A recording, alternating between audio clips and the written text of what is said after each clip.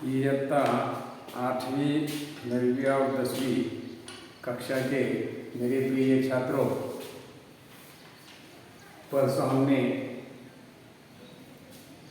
भाषा अध्ययन का जो भाग देखा था, उस भाग के लिए कुछ स्वाध्याय दिए थे कि आपने अपने नोटबुक में लिखे होंगे। ऐसा समझकर आज हम आगे चलकर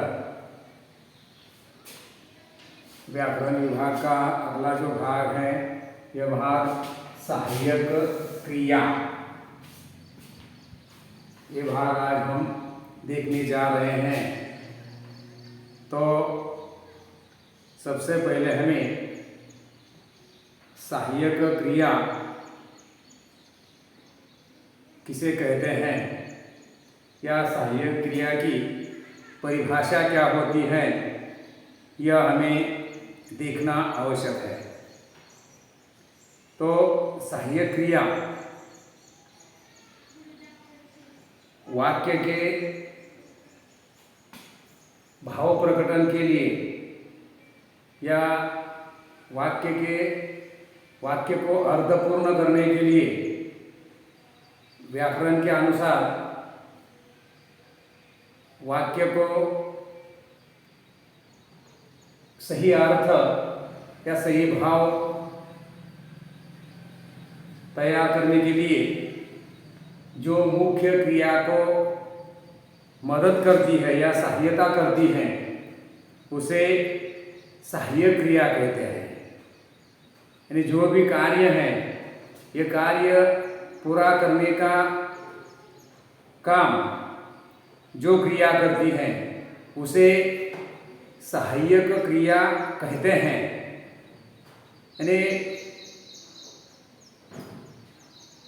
वाक्य के भाव प्रकटन के लिए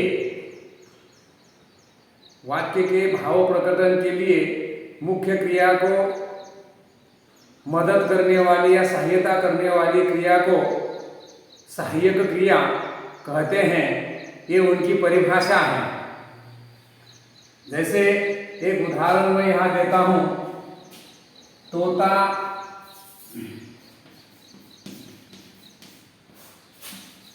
अपने घोंसले में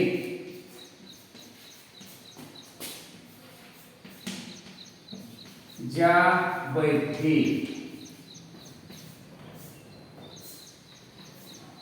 यदि ये जो वाक्य है, इस वाक्य में सबसे पहले आपको सहायक क्रिया कौन सी है, मुख्य क्रिया कौन सी है, यह देखना आवश्यक है। तो इस वाक्य में जा है, यह मुख्य क्रिया है। जा का मतलब है जाना, नहीं मुख्य क्रिया। जा मूल रूप उसका क्या है, जाना। अगर मैंने ऐसा कहा कि तोता अपने घोंसले में जा, यही मैं रुका, तो यह वाक्य अर्थपूर्ण होता है क्या? नहीं होता। तोता अपने घोंसले में जा, यही मैं रुक गया, तो यह वाक्य अर्थपूर्ण नहीं होता। व्याकरण की दृष्टया यह वाक्य भावपूर्ण नहीं होता।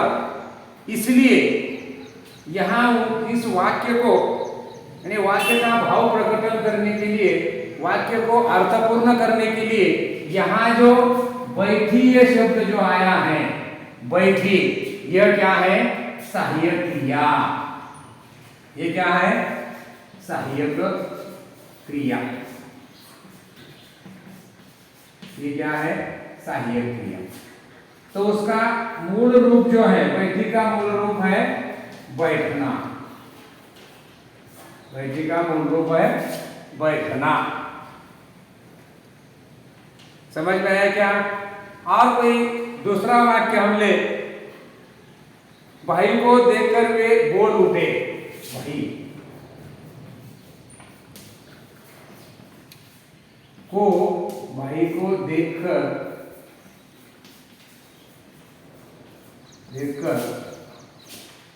वह बोल उठे।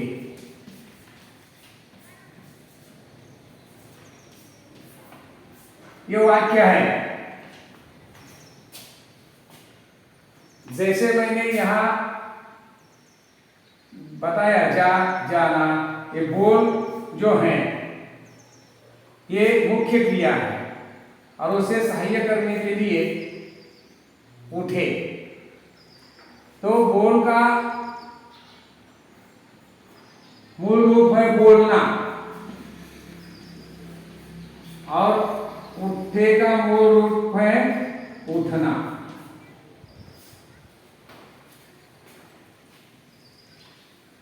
तो ये आपको सबसे पहले ये सहायक क्रिया और मुख्य क्रिया वाक्य में कौन सी है यह जानना आवश्यक है।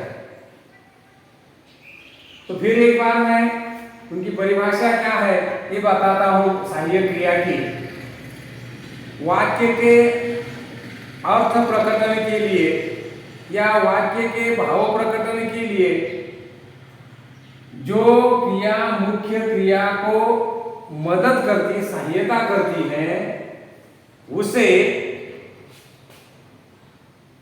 सहायक क्रिया कहते हैं। ये जो मैंने दो वाक्य दिए हैं उसके अनुसार आपको समझ में आया होगा। तो इस प्रकार ये वाक्य या पूरा कार्य जो है, ये कार्य पूरा करने के लिए जो सहाय्य करने वाली क्रिया है उसे सहायक क्रिया कहते हैं। तो आपको इस पर सवाल कैसे पूछा जा सकता है? 8वीं, 9वीं और 10वीं कक्षा के लिए इस पर सवाल ऐसा पूछा जा सकता है, निम्नलिखित सहायक क्रियाओं का अपने वाक्यों में प्रयोग करें। निम्नलिखित सहायक क्रियाओं का अपने वाक्यों में, अर्थपूर्ण वाक्यों में प्रयोग करें। तो यहां हमें वाक्य लिखने हैं। जैसे मैंने अभी बताया कि निम्नलिखित सहायक क्रियाओं का अपने अर्थपूर्ण वाक्यों में प्रयोग कीजिए, ऐसा सवाल पूछा और यहां आपको सहायक क्रिया दी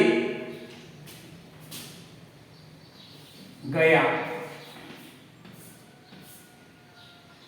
ये सहायक क्रिया दी है तो उसका हमें वाक्य में प्रयोग करना है।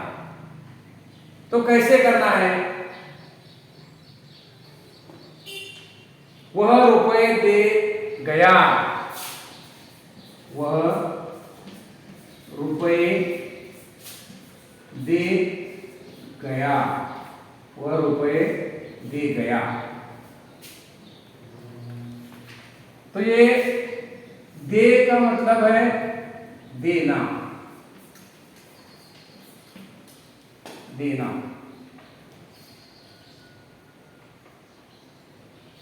समझ में आया क्या?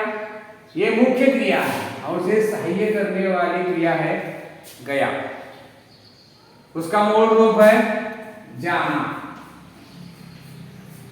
उसका मूल रूप क्या है? जाना। इस प्रकार हमें ऐसे वाक्य तैयार करने हैं। या अगर दूसरा मैंने दिया लगे, लगे, तो उसका जो वाक्य है, सेठ जी हिसाब देखने लगे। सेठ जी हिसाब देखने लगे। वाक्य में दोनों क्रिया आना आवश्यक है।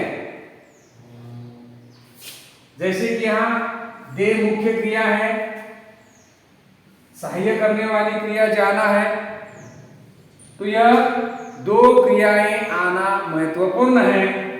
अगर हमने ऐसा कहा वह रुपए दे, ये तो वाक्य अर्थपूर्ण नहीं होता। और अर्थपूर्ण वाक्य तैयार करने के लिए ये दोनों क्रिया वाक्य में आनी चाहिए, तो आपका जो वाक्य है ये वाक्य अर्थपूर्ण होता है। मैंने अभी आपको बताया था, सवाल ऐसा पूछा जाता है कि निम्नलिखित सहायक क्रियाओं का अपने सार्थक वाक्यों में प्रयोग कीजिए। तो हमें ऐसे वाक्य लिखने हैं। और दूसरा सवाल इस पर पूछा जाता है, निम्नलिखित वाक्य में आए सहायक क्रियाओं का मूल रूप लिखिए। निम्नलिखित सहायक क्रियाओं का, वाक्यों में आए सहायक क्रियाओं का मूल रूप लिखिए। तो हमें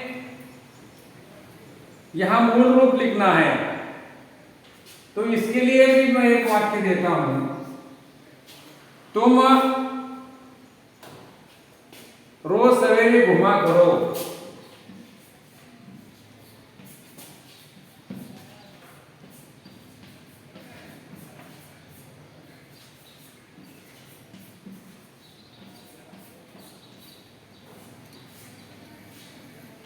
तुम रोज सवेरे घुमा करो, ऐसा वाक्य दिया जाता है। प्रश्न यह होता है, निम्नलिखित वाक्यों में आए सहायक क्रियाओं का मूल रूप लिखिए। तो यहाँ हमें यह याद रखना चाहिए, हमेशा सहायक क्रिया वाक्य के अंत में आती है या कोई क्रियापद उसके आगे आता है। तो ये जो यहाँ वाक्य दिया है, करो करो, ये तो यहाँ घुमा यानी घूमना, ये मुख्य क्रिया है। उसे सहाय्य करने वाली क्रिया है करो। करो का मूल रूप हमें लिखना है। उत्तर लिखते समय यह करो ऐसा लिखो और उसके सामने करना लिखो। हो गया अपना ये काम। समझ में आया क्या? इसी दो प्रकार सहायक क्रिया पर सवाल पूछे जाते हैं।